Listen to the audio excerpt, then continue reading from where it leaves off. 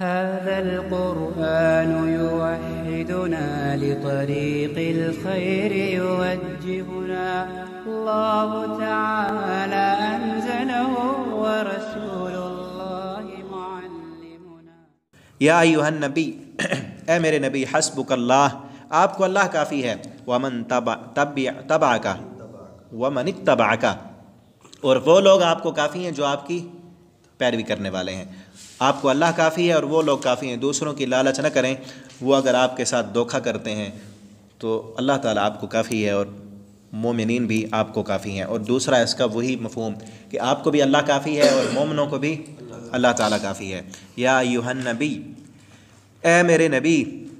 صلی اللہ علیہ وسلم، حرص، آپ ابھاریے، رغبت دیجیے۔ حرص کہتے ہیں کسی کو مائل کرنا، ابھارنا، ٹھیک ہے۔ حرص، آپ ابھاریں ان کو، المومنین، مومنوں کو، علی القتال، قتال پر، جنگ پر ابھاریں، جنگ پر تیار کریں۔ پیچھے میں نے بتایا نا جنگ کا مقصد یہی ہے، قتال پر۔ ان یکم منکم، اللہ تعالیٰ آگے فرما رہے ہیں کہ ان مومنوں کی طاقت کافروں کے مقابلے میں کتنی ہے۔ ان یکم منکم، اگر ہوں گے نا تم میں سے، 20، 20، صابرون، صبر کرنے والے، یغلبوا، وہ غالب آ جائیں گے، 200، 200 پر۔ آپ میں 20 بندے 200 کے لیے کافی ہیں، ایک بندہ 10 بندوں کے لیے، 10 کافروں کے لیے کافی ہے، اتنی مومن کی طاقت ہے جی۔ وَإِن يَكُن مِّنكُمْ، اور اگر ہوں گے آپ میں 100، تو یغلبوا، وہ غالب آ جائیں گے، 1000 پر، من الذین، ان لوگوں میں سے، کفروا، جنہوں نے کفر کیا، بأنہم قوم لا یفقہون، کیونکہ وہ ایسی قوم ہے لا یفقہون، جو نہیں سمجھتے۔ لا یفقہون بتا رہا ہے کہ اصل طاقت کس چیز کی ہوتی ہے، کہ جو کافر ہیں نا لا یفقہون، ان کو کوئی فہم ہی نہیں ہے۔ وہ جو لڑنے کے لیے آئے ہیں نا،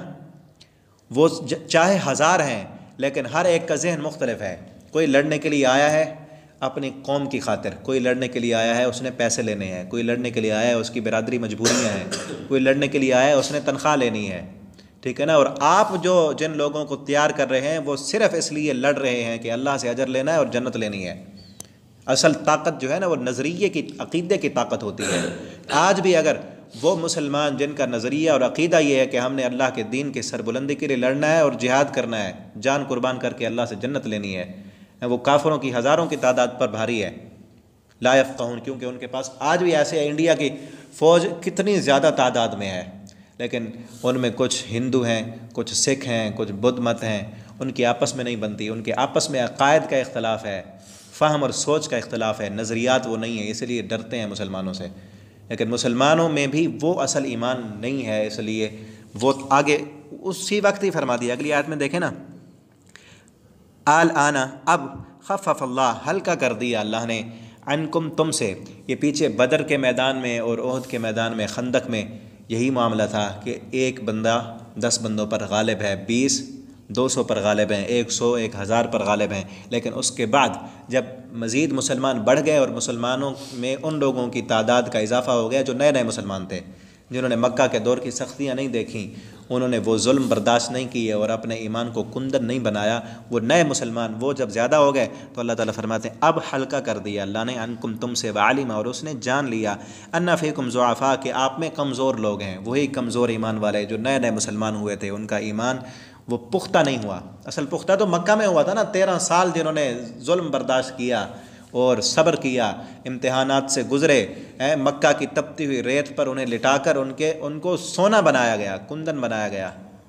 وہ اصل ایمان تھا۔ اور جو بعد میں آئے انہوں نے یہ تکلیفیں نہیں جھیلیں، ضعفاء، وہ کمزور ہیں۔ فَإِن يَكُن مِّنكُمْ، اب کیا ہے، اگر ہوں گے تم میں سے، 100، صابرۃ، صبر کرنے والے، تو یغلبوا، وہ غالب آ جائیں گے، 200 پر۔ وَإِن يَكُن مِّنكُمْ، اور اگر ہوں گے تم میں، 1000، یغلبوا، وہ غالب آ جائیں گے، 2000 پر، بِإِذْنِ اللَّهِ، اللہ کے حکم سے، وَاللَّهُ مَعَ الصَّابِرِينَ، اور اللہ ہر دور میں، ہر حال میں صبر کرنے والوں کے ساتھ ہے جی۔ ما کان لنبی ان یکون لہ اسرا، نہیں ہے کسی نبی کے یہ لائق، ان یکون لہ اسرا، کہ ہوں اس کے پاس قیدی، اور حتی یسخن فی الارض، یہاں تک کہ اچھی طرح وہ خون بہا دے، فی الارض، زمین میں، تریدون عرض الدنیا، تم چاہتے ہو دنیا کو، واللہ یرید الآخرہ، اور اللہ تعالیٰ چاہتا ہے آخرت کو، واللہ عزیز حکیم، اور اللہ تعالیٰ غالب ہے اور حکمت والا ہے۔ یہ آیت نا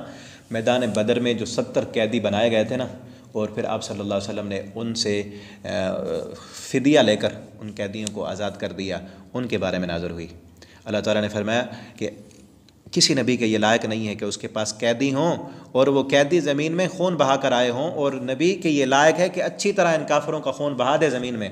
آپ صلی اللہ علیہ وسلم نے نا مشورہ لیا تھا ان قیدیوں کے بارے میں کہ ان کے ساتھ کیا کیا جائے۔ حضرت ابوبکر صدیق نے فرمایا کہ ان کو جو ہے نا چونکہ رشتہ دار ہی تھے نا سب کے وہی رشتہ دار جو ادھر سے ہجرت کر کے آئے تھے، انہی کے رشتہ دار لڑنے کے لیے آئے تھے۔ کسی کا ماموں تھا، کسی کا چاچو تھا، کسی کا باپ تھا، کسی کا خالو تھا، وہ سارے رشتہ دار تھے اپنے، ان کے ساتھ لڑے، اب وہی قیدی بنے ہوئے ہیں۔ آپ صلی اللہ علیہ وسلم کا چچا حضرت عباس رضی اللہ تعالیٰ عنہ جو بعد میں مسلمان ہوئے، وہ بھی قیدیوں میں شامل تھے، ٹھیک ہے نا۔ تو ابوبکر صدیق نے مشورہ دیا کہ جس کے ہیں نا ان کو دے دیں، وہ معاف کر دیں گے، یا پھر ان سے فدیہ لے لیں۔ حضرت عمر رضی اللہ عنہ سے مشورہ لیا گیا، انہوں نے فرمایا کہ میں تو اللہ کے نبی یہ مشورہ دیتا ہوں کہ جس کا جو رشتہ دار ہے نا اس کے حوالے کیا جائے، اور وہی رشتہ دار اپنے رشتہ دار کی گردن کو کاٹ دے،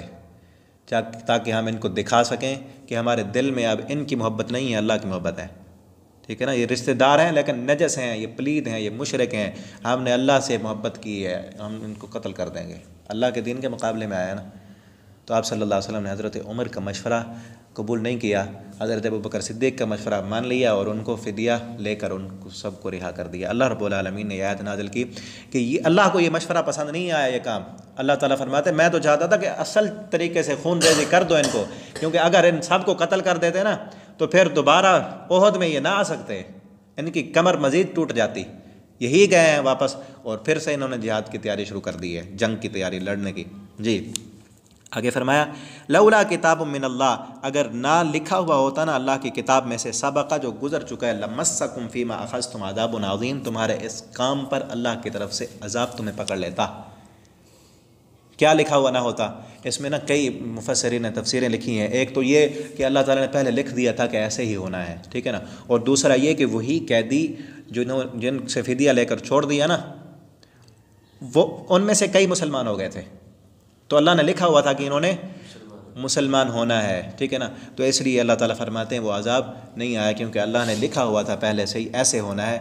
جی فَكُلُوا مِمَّا غَنِمْتُمْ، اور ایک یہ بھی لکھا ہوا تھا کہ غنیمت کا مال تمہارے اوپر حلال کر دیا گیا ہے، ٹھیک ہے نا، وہ مال لیا تھا ان سے فدیہ لیا تھا، وہ بھی غنیمت تھی، وہ غنیمت کا مال اللہ نے حلال کیا تھا، اس لیے وہ عذاب نہیں آیا۔ تو زیادہ تو جی جو ہے نا یہ والی غنیمت کے مال والی ٹھیک ہے، کیونکہ اگلی یہ آیت ہے نا فَكُلُوا مِمَّا غَنِمْتُمْ، تو کھاؤ جو تم نے غنیمت لی ہے، ان سے جو غنیمت کا مال لیا ہے نا، انہیں آزاد کر دیا ہے، وہ کھاؤ، حلالاً، یہ حلال ہے تمہارے لیے، طیباً، اور پاک ہے، واتقوا اللہ، اور اللہ سے ڈرو، ان اللہ غفور الرحیم، بے شک اللہ تعالیٰ معاف کرنے والے اور رحم کرنے والے ہیں۔